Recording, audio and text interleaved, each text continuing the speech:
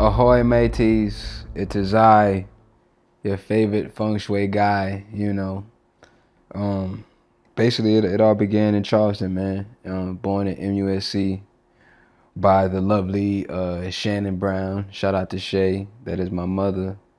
And she was birthed by her parents, Verbena Brown and Charles Brown. May he rest in peace. It all started in Charleston, man. 151 Gordon Street, RP Miss Cash. I believe they stayed in a couple other places too in Charleston. I believe Spring Street and a couple other places if I recall. But that was really that I know that's the place in Charleston. I know 151 Gordon Street and Miss Cash. That was my great grandmother.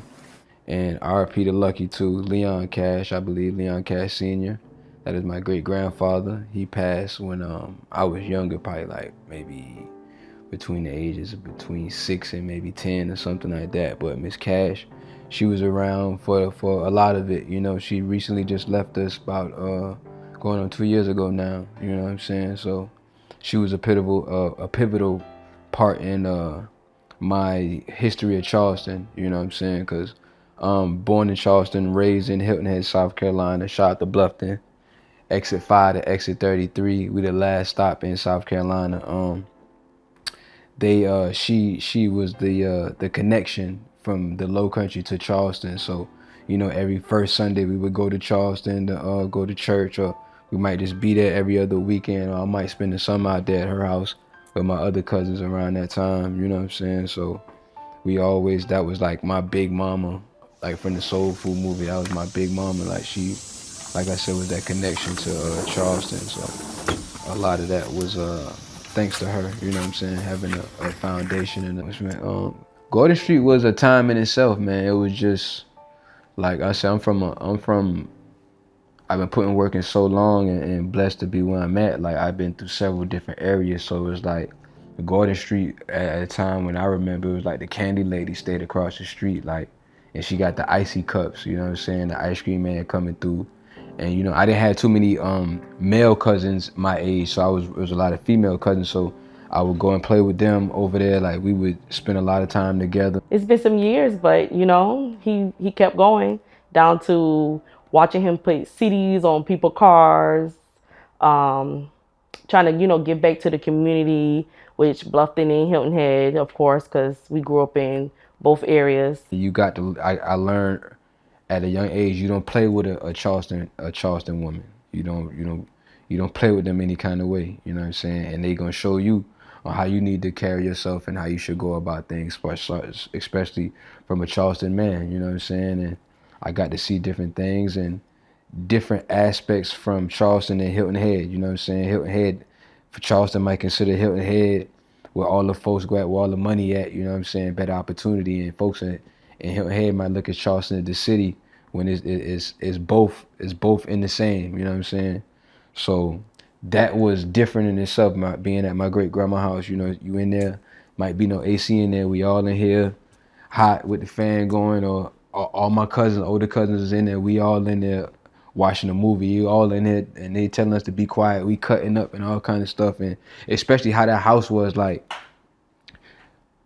They had a vent like, downstairs. There's a vent in the floor. You can see upstairs, and like you can either open it and you can talk through it, or there's a medicine cabinet downstairs that you can send stuff through. Like I don't know, it used to be so crazy, like a door, and then the closets upstairs were connecting from two sides of the house, like room over here, room over there. But you can go in the closet in each room and come out on other sides. So it was just different, man. You know what I'm saying? And being that I was able to experience that at a young age and still carry it on as I got older, as I got a teenager, as I became a younger man, I could still go to Charleston and pull up on my great grandma without my other family. Like, all right, I just came to see her or make sure she was good when she needed something, man.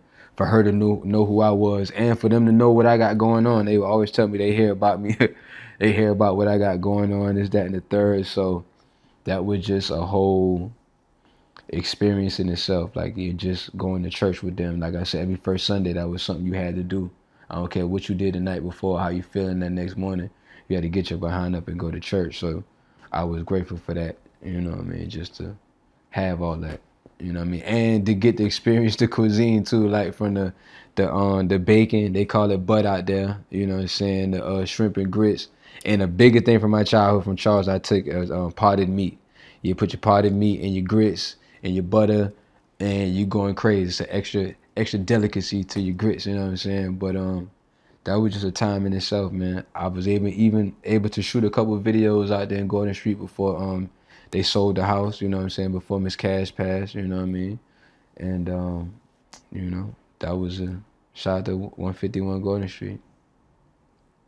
Elementary was a time, you know what I'm saying, always was an experience in itself, you know, pretty good childhood, adolescence. One of my I believe third or fourth grade teacher just found me on Instagram reaching out like on some long lost not even fandom, but it was just like, you know, showing recognition. Like she was, I guess it's good for teachers to see where they students amount to. But childhood, like it was always creative. You know what I'm saying? Very supportive. Shout out to my grandparents. Um, Middle schoolish, I say middle schoolish. I was always a character, a class clown. I was always, you know what I'm saying, not really a badass, but I might disrupt it and you know, take the attention away. And grandfather was always called to the school plenty of times. Middle school, that's when I really got dang on. I didn't go left field, but it was starting like, because I believe first incident I got caught up with, what major incident with them is I got caught smoking weed at the Boys and Girls Club. Shout out to Miss Paula. I got the news clipping of that as well. But it was a group of me and other individuals. She caught us smoking. We were smoking the gas, getting real gas. This was probably around between like age of 10 and 13, something like that. They kicked me out of they actually expelled me from the Boys and Girls Club. I couldn't come back until they built the new one a couple years later. You know what I'm saying? And my folks, they had to sit down with me, you know what I'm saying, gave me some talking. That was like the first incident then, but then, you know, as time went on, you know, being a only child, male at that, you know what I'm saying? So I really had a lot of times to myself. So I had to figure it out. Being that was not even the downside, but the gap in between being raised with my grandparents. They was always working. So my grandfather, you know, he wasn't really too much active like outside with me. So you know what I'm saying? He was still mixing around, but that still gave me too much time on my hands to get into whatever. And like, you know what I'm saying, I started hanging out with some cats that I grew up with. We would get into different mischievous activities. Let me see another one. The major one, well, not major, but like another one. This was going into high school. I believe my grandmother caught me bagging up some weed. You know what I'm saying? I don't know. I was upstairs at this time at the old spot we used to stay in. I was upstairs. It was a late night. I don't know how she did it, but she crept up there and caught me in the process, and I was able to snatch it up and finesse my way downstairs and got to my grandfather where he was sleeping and played it off like she making her seem like she was crazy. And I threw it somewhere in their room, like, you know what I'm saying, to make it seem like I don't know what she was talking about. But you know, they got that nose, that non-smoking nose, so they found it, and that was a whole incident in itself. But it was plenty of other things I've got dang on dealt with in my past, you know, just like any teenage male would, you know what I'm saying? But it was just experiences to learn from and plenty lessons to learn from, you know what I'm saying, to make the best out of it, knowing what to do now and what not to do and how to deal with it, you know what I'm saying? That was some of the L's, the in and out bumping my head, you know, trying to be grown, not listening to what my elders had to say, trying to figure it out on my own. But that was some of the major hardships, you know what I'm saying? My mom called us and told us that we could not go home, but she wouldn't tell us why we couldn't go home. She just told us we couldn't go home. We had school the next day. You know what I'm saying? We're going through the cut right now. You really would be coming through everybody's backyard if you want to go this way, you get to the court. Or you want to come from the court and go to my aunt house over there. What's the first spot? Somebody kicked our door in and robbed Tyler at gunpoint. And immediately, Tyler was really an important part of our lives growing up, since, of course, like our dad wasn't, you know, in the picture, and our granddad probably was more than likely at work. So Tyler was really that like father figure there, you know, at all times or whatever. So And then some years later, he made a song, and it probably still is one of my favorite songs that I play often in the car.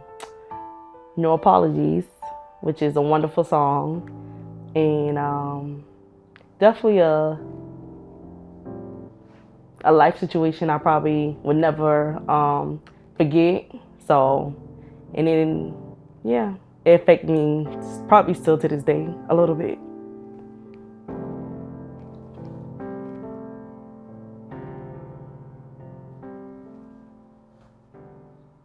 And like I ain't gonna lie, that as another instance, it's so much. I really wasn't. Not that I couldn't do the schoolwork. You know what I'm saying? It was just that it really didn't excite me. And I ain't gonna lie, my senior year, going in my senior year, I got so this was homecoming, like, yeah, homecoming for the seniors. You know what I'm saying? Oh, for sure, for the seniors. I got so gassed. I was riding with my man. We was all partaking in garnishments on the way to school, and then I was so reeking of the paraphernalia that one of the administrators saw me, and he knew me. He knew my grandfather. That's how plug my grandfather was around the time. So he called me, asked me to come into his office, right? And so, I'm thinking quick, I'm acting like I'm following him, but then I end up booking, like I end up taking off, getting rid of whatever I had on me at the time. He ended up finding me in first period, bring me to the office, and mind you, I was getting to so much other shit leading up to that. So it's like they really didn't know what to do with me other than they tried to expel me, but they had a relationship with my parents, so they brought an alternative to where I had to go to Orangeburg for like half the remaining of the year. It was for like some program for like for juveniles to get my act together. You know what I'm saying? Because it was I really did wasn't too looking too good for me to graduate high school. You know what I'm saying? Because I didn't really had no plans like that. So um, did that program in Orangeburg.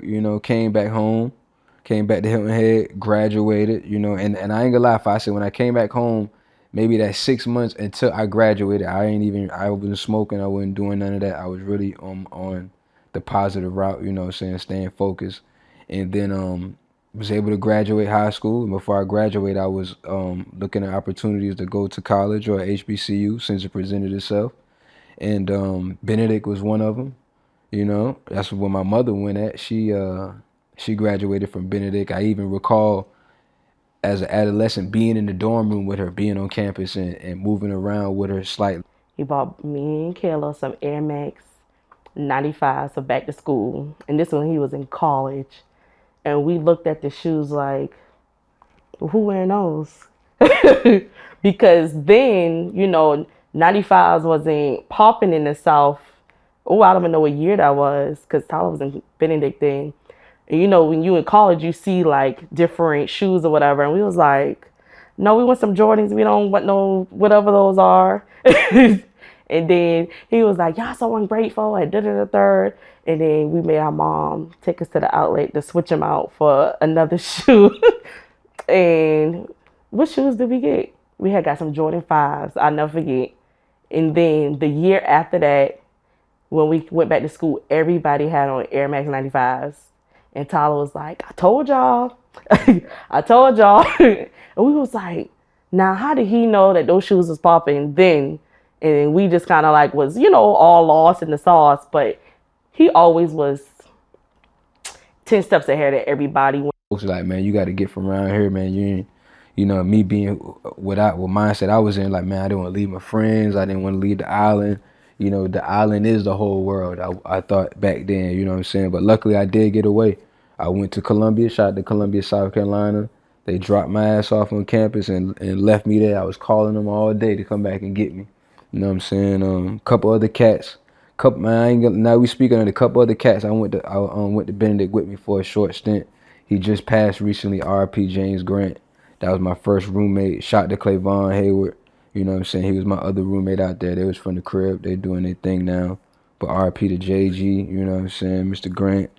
And my HBCU experience was one in itself, man. I found love. I found myself. I found I can make it outside of a small island in a big city.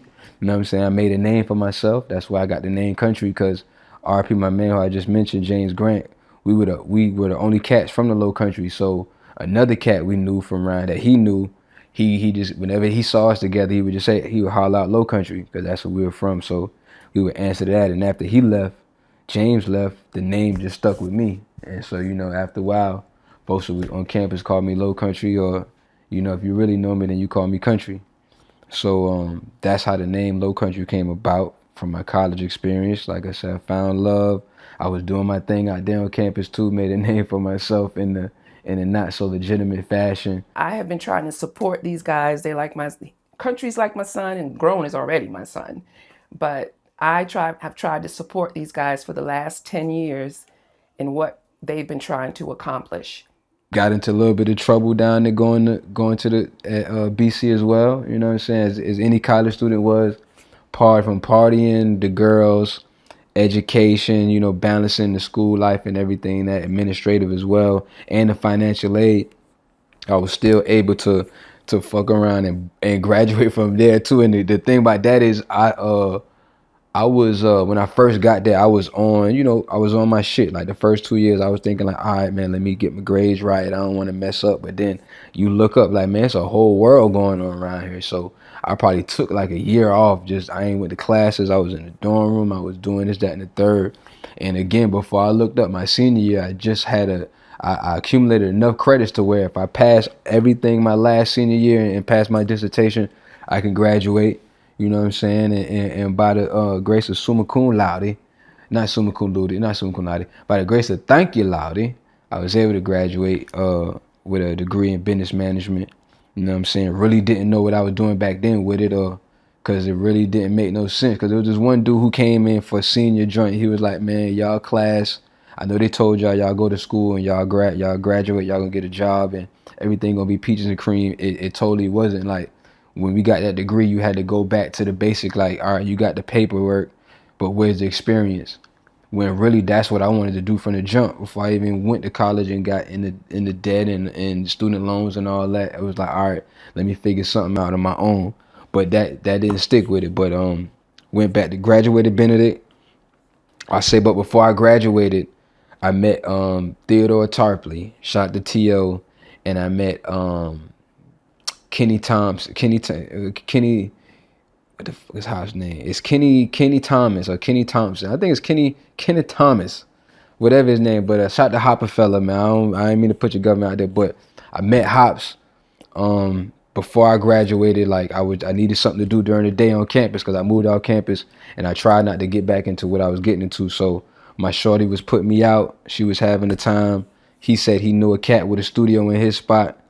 Man, we went to T.O. spot one day, and I ain't gonna lie, I stayed on his couch for 6 months after that. We went through all kind of incidents from trapping out there to having pistols pulled on us, but that's where low-key I got into really making the music, like back into it really, because I did some music back in high school, but I would go out to the clubs, or we would go out to the clubs, and I would always hear this, this funny song. I still like, ham up on that can, ham up on that can. Oh man, yeah, that was him. That was really my first introduction to him. But I didn't know that's like who that was. I didn't correlate that together. T.O. spot over there by the chicken factory in Casey, Columbia, that started it. You know what I'm saying? And after I graduated Benedict, goddamn, I would take trips to Harrisburg to go to his studio out there. Shout out to Super. Shout out them boys in Harrisburg, PA. Would go out there, record with him a little bit after I graduated, a little bit to still do it, the music. But then I really took it serious when I met my partner P, man. Shout out to Patrick Jenkins. Love you to this day, you know what I'm saying? We started the company Savvy Way Endeavors. It's on my chest to this day. That's when I was going by the artist name LPK. But Savvy Way Endeavors was the start of something different back then. We was ahead of folks. We was doing merch. We was doing everything, something different. Even with the name was catchy, but we just couldn't see the eye to eye on things, and it was just a growth thing. You know what I'm saying? And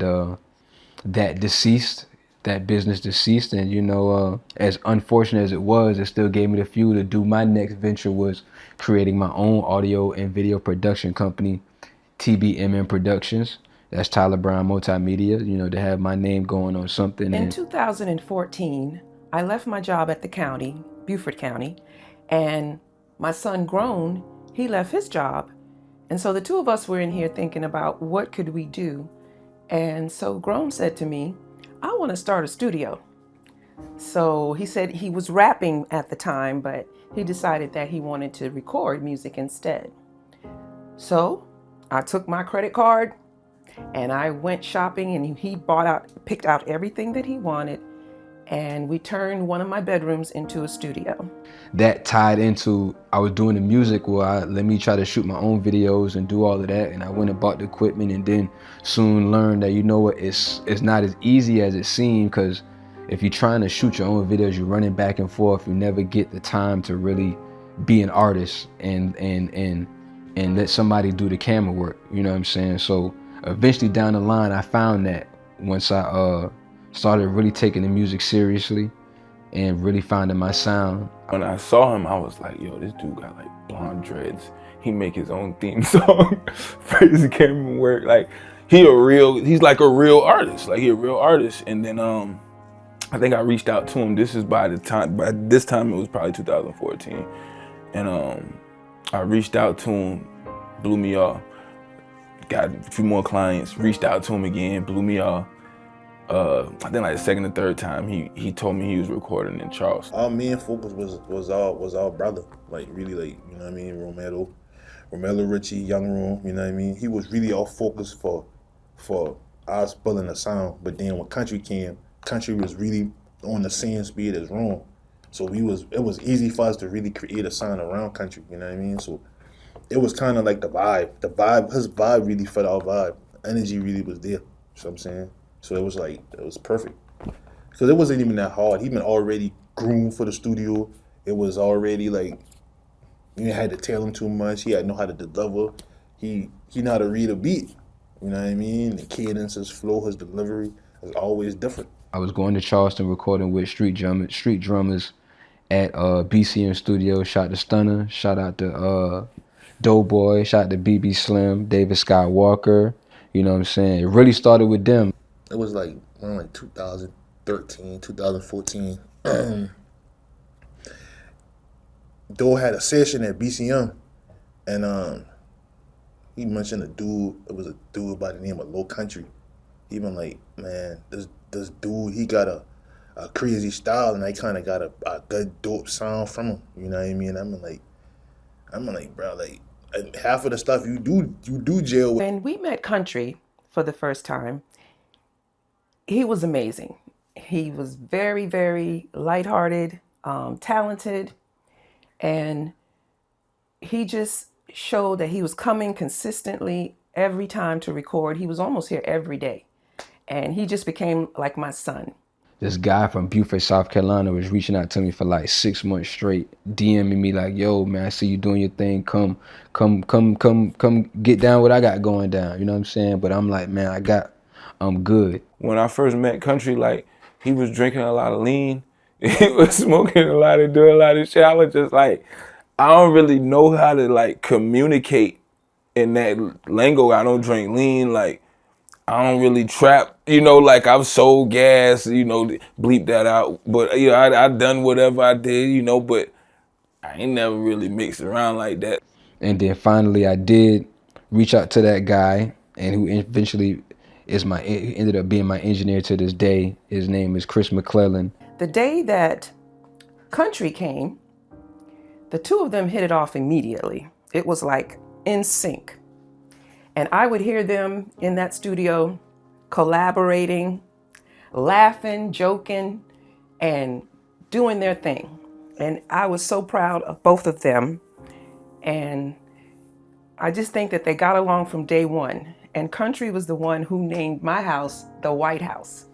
And this is where it started, at the White House. Yo, Sheriff. Shout to Mama Grown. We in the infamous White House, in the inside of it. And to your right here is where we used to make all the magic. All the magic. But Mama Grown, she converted into her own sewing room right now. You know, as you can see, she got her stuff in here. But yeah, the door used to be closed. But yeah, man, this is the infamous White House, man. Country Jackson, the birth of Country Jackson, the birth of Feng Shui, the birth of Saute Boys, Royal Sounds Studios. studios. You know what I'm saying? Royal Sound Recording Studios. Ever since then, with me taking it serious and me building that relationship in Charleston initially, I was able to meet Vegas from that. That's what I stemmed from. Me shooting my first music video. I did some research and figured out who can give me that look, and he had that look that I needed. So I reached out to Camera Junkies Media Group. We shot our first music video, and after that, I think we probably shot like another 10 or something close to that. After that, Kuntry basically been in the studio, and he pulled up. I guess he just got through doing a video shoot or whatever, so he was in all this preacher get up or whatever, and he had the whole setup. So when he came to the studio, he been on some, chilling the vibes. He just coming to rock with us. He had a relationship basically with a couple people in the studio. So he been like, basically just cooling, he been in his element. So he just pull out, start rolling up. So everybody looking at him like, man, what the preacher rolling up in it? And they know the boy ain't really know what's going on. So he kinda stayed in character the whole time, but he been like, everybody ain't know what's going on. So we kinda eat that up. And that really built my more connection and more familiarity. I'm not saying that right. Familiarity in the Charleston area. You know what I'm saying? With certain other artists and creators around there. We've been doing that for up until this day now. You know what I'm saying? And I say we met Vegas. I was doing some work. You know what I'm saying? Goddamn, we kind of hit a crossroad and we did some other work with other creators. You know what I'm saying? That was maybe 2017. That's when Grown decided to pack it up. He moved to Atlanta. But prior to that, we was taking trips to the A, but then an opportunity presented itself to where Street Execs was looking for an engineer. He applied for it, he got the job, and then it just so happened he got the job. And I'll be damn, around that time he got the job out there, and we've been going back and forth, you know what I'm saying? I just been in the studio with him. Then I got the opportunity to go on tour. They were looking for a videographer / photographer for the artist Schoolie to go on that Pretty Girls Love Trap Music tour for 2 Chainz. I think it's just important to note that with me working at Street Execs and incorporating what Kuntry does, I very, very, very, very much so value their opinion on music and their take on what I do, what I do sounds like and things like that. So for them to embrace Kuntry the way that they do and, show so much love, and y'all need the studio, just let us know, just hit us up and, we'll send an invoice and y'all good. It's so much love with them, and I value that a lot. I appreciate that a lot. I hope they see this, and so they know that Al, Tech, Shanika, Carol, all of y'all, like, I value all of y'all's opinion on what we're doing, and it's very important to me. Right before we got the opportunity to go on tour, I actually got locked up. I got out of jail. Grown came and bailed me out. That's what really decided to get on through to get from South Carolina, because I got the call. I was doing something one day and I just got the call that he had a stroke in Charleston, and I was down here. I was doing so much mix. I had some weed on me. I had a lot of weed. I had some guns on me. I was drinking and driving and shit, and I dropped everything. Well, I didn't drop all that. I packed it up and I was speeding on the way to Charleston. Them folks and got them exit 33, locked my ass up, took me over to Beaufort County, you know what I'm saying? And I had to go through that situation. But that's what really made me lock in with the music, because Grown asked me like, all right, I don't need to be doing this shit. I'm better than that. If you saw Mr. Brown, you saw Tyler. It was Batman and Robin. It was the dynamic duo. It was always them two, together always. I'll be damned, the day before I left to go on that Pretty Girl Love Trap Music tour, my grandfather passed. He passed in this house, you know what I'm saying? And when I got the call, I cried like a baby, but then as soon as I was outside going crazy, it was raining like crazy. So that let me know everything was all right. I had some folks above me I had to represent and be a representative for, so shout out to him, man. They always say I came from good stock. Shout out to my grandma and my grandfather. I love y'all to death. I love y'all to life. Went on the Pretty Girl Like Trap Music tour. That was maybe that was a 50 city tour, I believe. I think I was on that for several months. You know what I'm saying? We was from Atlanta all the way across the nation, and did some work with them street execs for a while. You know what I'm saying? After my contract was up, that's when I came back to South Carolina and really had to refigure some things out. My head, we ain't had no falling out. We probably might argue about certain things, and when we argue, it don't even be arguing like. It literally be like his brain is one side and my brain is the other side, and it be two sides of the brain arguing with each other, if that make any sense. And so it don't be like no physical alter or physical argument, but like it be like, well, this side is thinking like this and this side thinking like this. So how we meet in the middle? So it's hard to explain. Me and this man relationship is extremely hard to explain. Things didn't pan out like I wanted to, and it's like you was knocking at the door of something so long, and you finally got in, and now you back on the outside. And that was a pivotal moment for me to figure out, all right, am I gonna shut down, or am I gonna still keep going with things and try to find the value in myself? And I was able to do that, you know, still keeping that whole time during on that tour, I was still keeping my music separated from being a videographer, director, and cameraman, because you didn't want to rub feathers the wrong way. So was able to keep that separate. Still was able to get a feature from Schoolie out of that, and a relationship to this day, you know what I'm saying, from other individuals in that street exec circles and in that community in the Atlanta area. So you know what I'm saying, that was around 2017. My contract ended maybe like 2018, 19, and I had to get back to figuring out what I was gonna do as an artist wise. But Hilton Head itself is like I said, it's like South Carolina was like a diamond state, so we're like the last that point at the end of the diamonds, the last stop in South Carolina. I believe Hardyville really like the last stop, but we the really last stop on the water. So you know what I'm saying, Hilton Head High, that's what I went to. Excuse me, Hilton Head. Hilton Head was really a lot of my family from my father's side. From my father's from Savannah, Georgia. Shout out to my grandma over there too, Julia Bailey. My father is his name is Steve Bailey. You know what I'm saying? I got a half brother and sister. Shout out to Steph, and shout out to Antoine. Shout out to them. You know what I'm saying? Actually, I got to see her tomorrow. Shout out to my sister. But that's the Savannah side, and then my Hilton Head family. Marshland Road, Aiken Place, shout out to them. Shout out my Uncle Melvin, my Aunt Brenda. You know what I'm saying? They played another major part in my relationship with Hilton Head and being outside. You know what I mean? Spent a lot of time at Aiken Place. That's where a lot of my family reside over there. From my family side, from my father's side. And that used to be a time, shout out to my cousin EJ, Ernest Mitchell, and his brothers, you know, D and Nod, shout out to them too. But they always connect. They always kept me connected with the island, man. Meet me under the tree, man. If I wasn't here, I was either in the G, I was at my grandfolk's spot, you know what I'm saying? One of the three. Now I'm gonna take y'all to my let me show y'all my aunt and uncle house, Uncle Melvin and Aunt Brenda. We always used to get into something. We used to ride this road up Marshland all day, from bikes to Allen Road to the Wells, or we on Matthews Drive, or we in the G, you know what I'm saying? So this is my stomping grounds where I came up at. Shout out to them. I appreciate y'all. I love y'all. You know what I'm saying? Y'all got me to where I'm at right now. Let's do it.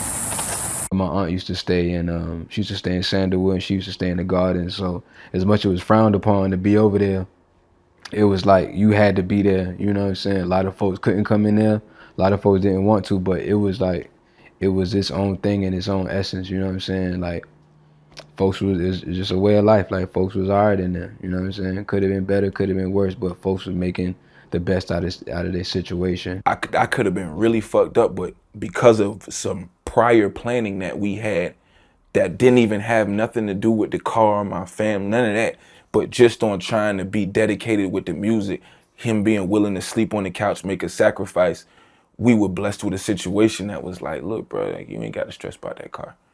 We gonna situate it. I'm gonna make sure, bro, he gonna get your engine right for you. And I'll be damned if he didn't. Shout out to the Gardens in Sandalwood. You know what I'm saying? Played a lot of basketball. That's why I ain't gonna lie. I played a lot of basketball. Shout out to the Boys and Girls Club. And I started in Sandalwood. That's where I got a lot of my game from. and then they moved over to Wild Horse and Gumtree area. You know, To be honest, when we was younger, you know, I see him playing ball and shit. He was always a charismatic person, always goofy, always very animated. You know what I'm saying? I left for a little bit, went to Germany for 3 years.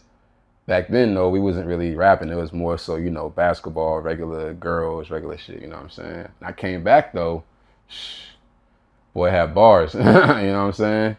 Nah, he ain't here yet. We about to go do knock the sound check out.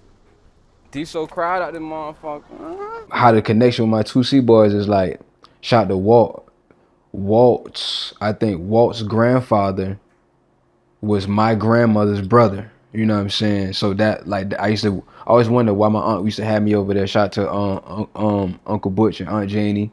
You know what I'm saying? I used to always be over their house on Great Barracuda when they used to stay in Bagal. Fast forward to now, as y'all see, the versatility, how far he has come, the growth from just being like a regular rapper, kind of sounding like regular rappers, to finding his own sound, his own tone, his own movement for real. You know, I think that's what's most tough about him. You know, My grandmother from Savannah is 2C Walt's grandfather. So their brother what was his grandfather's sister. You know what I'm saying? So our grandparents are brother and sister. That's how we really connected. And lo and behold, Walt related to 2C Gump. Used to be over at his house in Queen. And shot the Queen and Frog down there in the Wells. You know what I'm saying? They always used to welcome me with open arms, so as long as I can remember.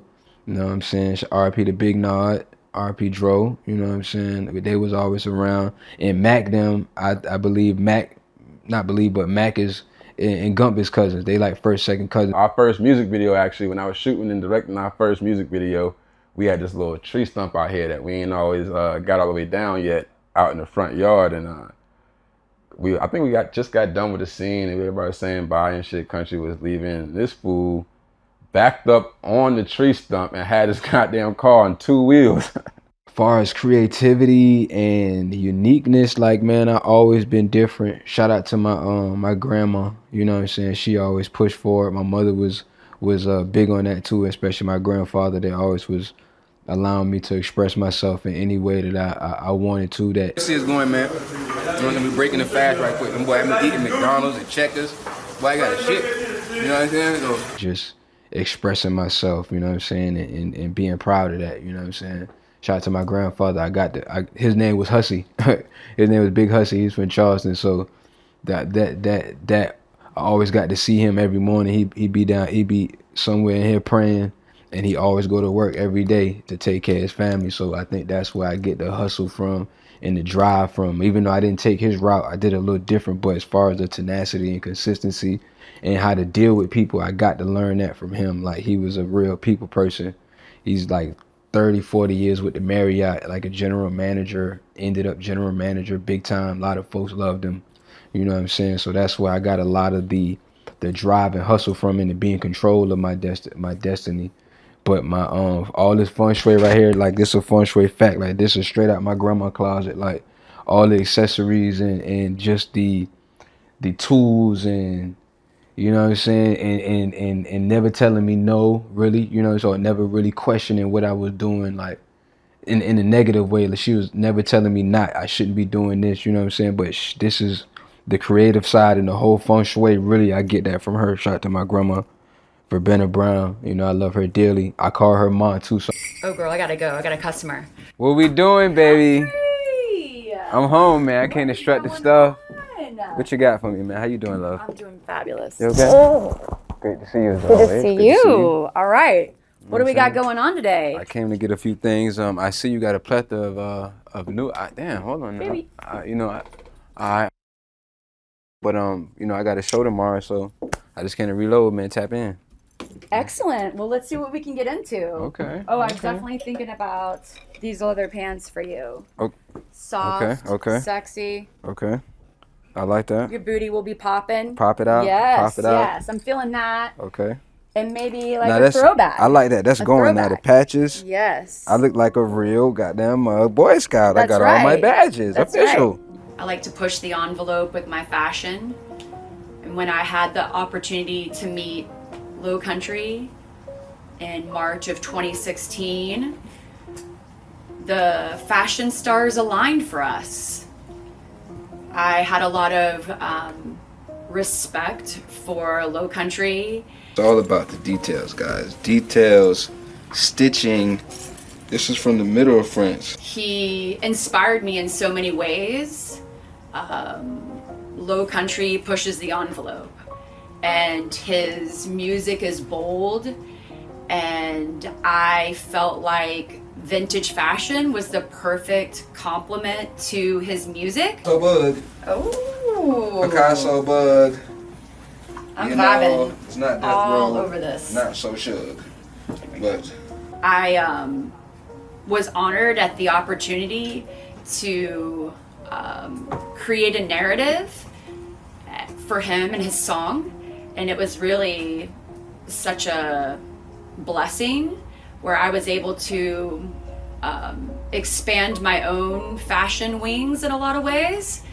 I've had styled musicians and artists for many years, and the opportunity to work with Low Country was different because he was doing it unlike anyone else, and he wanted to make a statement. that's where, my granny, that's where a lot of this whole, like I said, it's from her closet. This where the feng shui come from, how I put it together. Along with, shout out to House of Strut, who was over there earlier. Shout out to Erica. I met her along my journey, just stumbling upon walking throughout Savannah one day and stumbled upon this pink building she was at, the original location of where she's at now. But ever since then, she's embraced me. She allowed me to be her guinea pig, and she's allowed to be a guinea pig of mine to experiment and to create this experiments that we've been building since 2015. And I appreciate you. I'm so grateful for this journey that you've had me be a part of. This creative collaboration with you is always inspiring, and I can't believe how far we've come, and I'm looking forward to seeing how far you grow. You're on tour now, you're pumping out the music videos, you're pumping out the lyrical dishes. I'm just so impressed and so grateful to be a part of your journey. So please, thank you from the bottom of my heart. I appreciate you so much, babe, truly. Give me a hug. She's played a major part in this, on allowing me just to be different, like to really step into this shit, man. You know what I'm saying? Because we talk everything into existence, and we've been building for a long time, but it's really coming to light now. You know what I'm saying?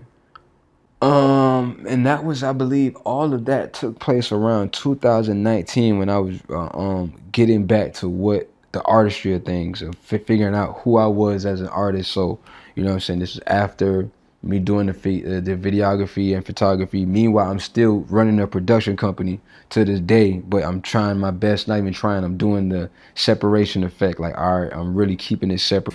Love you, darling. Love you, baby. But you know, man, we had the time, man. We let's get ready for the show. Darling, I love you. Baby, thank Appreciate you so you. much. I see you. All right, keep it tight. Sunshine. Complimentary champagne with the campaign. House of Strut, they know I love them babies. Shout out to all them babies at House of Strut, man. Erica, I love you for life. Fight yourself. Shout out to the lovely city of Savannah. Where we at? We on Whitaker Street. Shout out to Camouflage. 2019, that one, 2019. All right, boom, 2019. That's when I really had to get back to the figuring out who I was as an artist. And into 2019, I started going back to the 2C family, my 2C boys. They opened up the studio. You know, we always going crazy. Then out of nowhere, 2019 and then 2020 hit. That's when COVID came out of nowhere. So it really shut everything down. Everything was shut down. You had to be indoors with your mask on, and at the same time be separated from folks, social distancing. That didn't make no sense. But that led to us doing a plethora of records, man. We was recording so crazy, man. We were doing like 2 minute flows. Like, you would just go in there and rap about anything for 2 minutes, and then somebody would come in after it, and that led to 100 songs in 100 days, and all that led to me recording, really going. And like, if you know me to this day, really going, I got a plethora of slogans and terminologies that I use, but really going is the one that stuck and started it. Like in COVID 2020, we did the video of really going. Shout out to Joey Lenz. We came out to, and he's from Charleston, South Carolina as well. He even brought out your boy E Dollars. That was the first time I met him, and come to find out my cousin, and we did so much work after that. But we shot really going in Savannah, Georgia in 2020. Turned around and that's when I had a billboard on I-95. We was at exit 21, right in front of Jasper County jailhouse. Really going billboard on 95. That brought a lot of traction, and that led us into 2021. We were still going. I believe I dropped Country to Prince, and then I turned around and did I believe I may have gave you Low Country 2, then we turned around and gave you Feng Shui 3. That's when we rented out the whole amusement park in Myrtle Beach for the cover art. Shout out to Jay Phil, he's from the Columbia area. Out of nowhere, going into 2022, my engineer, grown man, he had some sort of dream or epiphany about the sound that he wanted to create. It was almost like divine intervention. I woke up at like 5 or 6, I called him, and I was like, Boog, I had the craziest dream, but I don't want to tell you what it was about. And he was like, all right. And I was like, it's some music shit.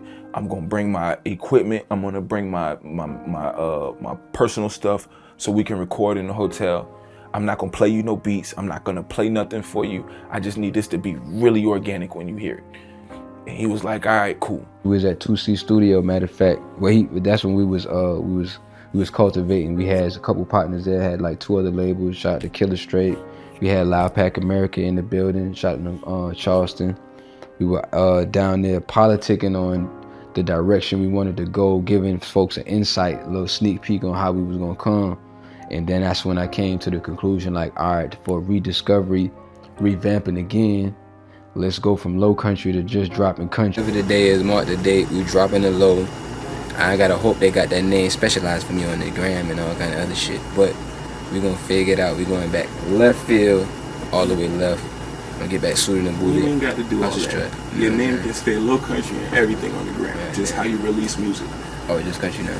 Just country. I fuck with that. That was the foundation of the experience. So after we figured that out, well, let's go with country. We decided to go with that new sound, and after we created The Heat of the Night, that was the main project to put us in the lane from rap artist to alternative artist, songwriter. And the feedback we got from that was so great, we decided to keep the character going and experience going, and that led us into 2023, dropping the Graduation. We did a short film with that, going back to my experience at that HBCU. Shout out to Benedict. As an artist and as an actual entertainer, he got what the industry needs. You know what I mean? So for me personally, like I say he definitely what the industry needs and missing. Street Execs, I think I worked with shout out to Schoolie. Because of Schoolie, I ended up, and Al, because Al was the one who put me in a lot of positions. Dolph, Key Glock, Russ, Rick Ross, Mike Dean, Quavo, Prince Inc., and 2 Chainz, Trey Songz, Troy Taylor, and the list goes on. But country, I don't know if he fits into their mold. And the only reason I say that is because a lot of the music that I recorded there was like gangster rap. So he goddamn really is more of a, I don't know, it's hard to explain. You know what I'm saying? Here go a couple photos before we get out of here. My folks got together. I ain't seen these in who knows how long, but this the first one. That's my mother, Miss Shay. And that fat baby, that's me, if you ever believe that, you know what I'm saying? That's my twin, though. Everybody say we look just alike. I don't see it, though. But that my baby. So we got on this one, we got the, that's me right there. That's me right there, too. And I think this is Miss Selena. That's me as well. God dang with the fro. Looking wild. This right here, that's my Bubba. This Mr. Presidential is my grandfather. He always kept me in something, like I say, we was this Air Force One. This the way back when it, like, he always used to kept me at the president. Like I said, he was plugged in with the Marriott, so the president always used to come down. And I don't know how he was plugged in like that, but he would always keep me in the loop of things. So that was this probably, I think, like the earlier days when I don't know which president that was. Might have been Clinton, I'm not sure. But this one right here, this another ordeal. My grandfather, like, we was the first kids to deal with computers, like, and I was in the program to where you would show other older folks in the community how to become familiar with the internet and how to work a computer and stuff. You know, Mr. Technology, you know, that guy. I feel honored to be a part of his creative team. I'll always have an open door at House of Strut for Low Country, and I look forward to the day that we're on the big stage together, because that's where he's going, without a doubt. If there's one star in my mind that's gonna make it, it's Low Country. They know what it is. This was matter of fact, this all the same trip. Let me give you some dialect of the trip. This was shot to my grandfather. Like I said, they always took us somewhere. We went to Disneyland. They got to bring their friends with them, so we went to Disneyland. I got to bring my gang with me. This is my cousin EJ. That's my daddy brother's son, my first cousin. That's Leon Drayton. Lil Lee. That's Squad Pope legend. Shout to Squad Pope. That my granddaddy right there. That's where we used to stay at on the south end.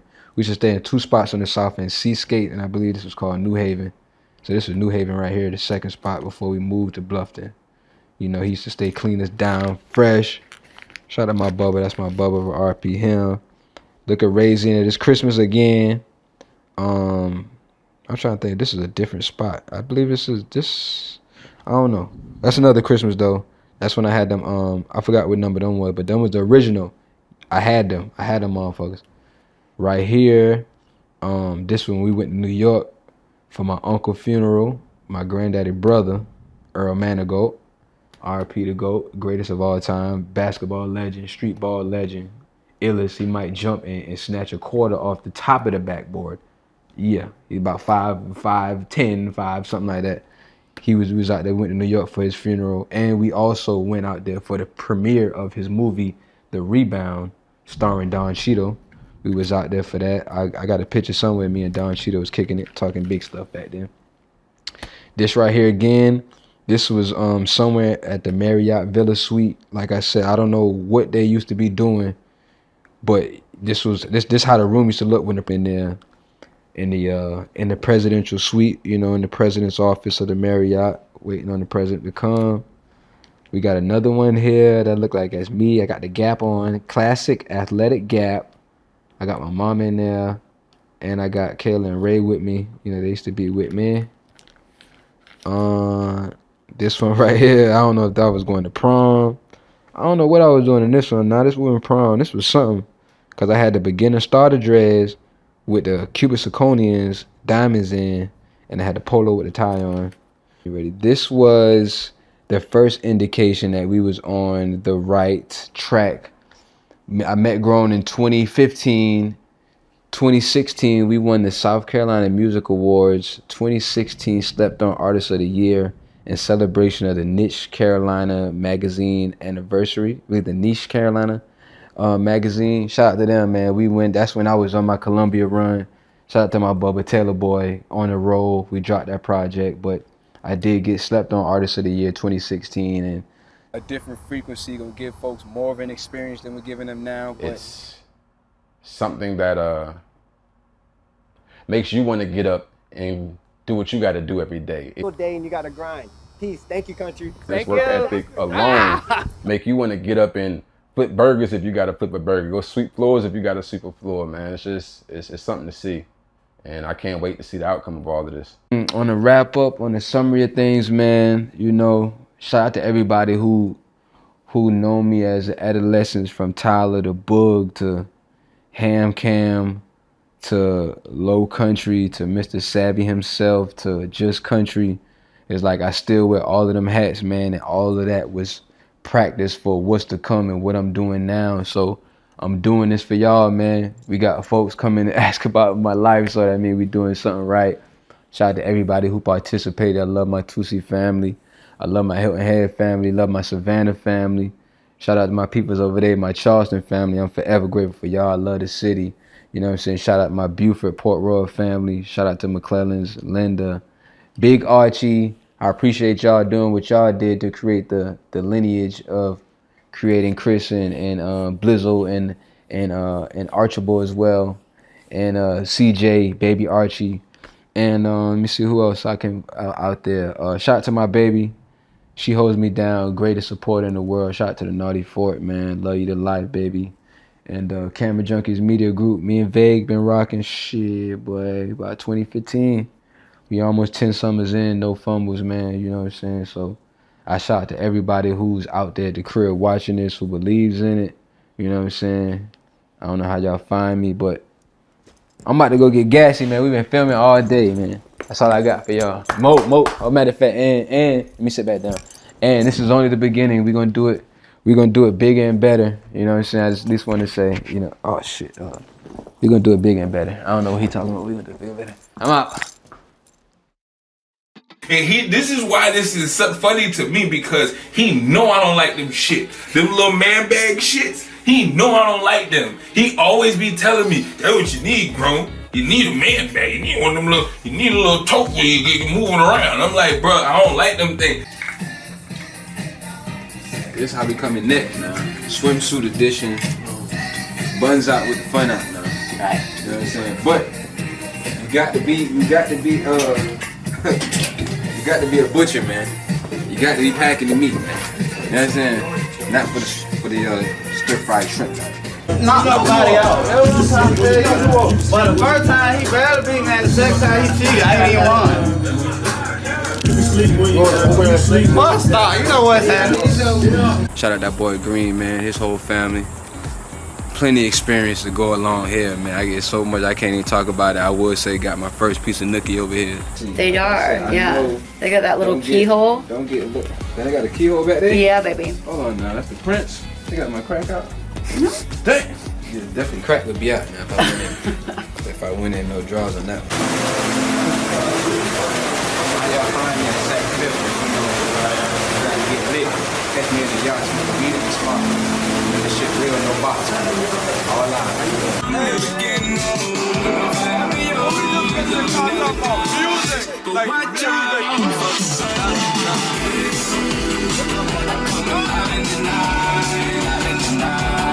See, where you at, cuz? Where I'm at. Go on there. Where I'm at, you know what I'm saying? Bubba here, whole fam here. We about to go in here and give y'all a little. So man, when I first met Kuntry, actually, he came to my podcast space and he gave me a wine bottle. And it sounds crazy, but it was celebration, not just celebration on, you know, new music release or even just tours. It was celebration of life because he became a new person. He came stronger than who he was the day before that concert or before the interview. So again, Kuntry, whenever you do see this, man, I just want to say thank you. Thank you for being the light, and not just only in Charleston, but for a lot of platforms, because if it wasn't for you or even people like in his lane, we wouldn't be able to do the things we do. So remember guys, for real, the only way to make your dreams come true is to be yourself. And I think Kuntry excels that. And you guys know that. So for real, thank you, Kuntry.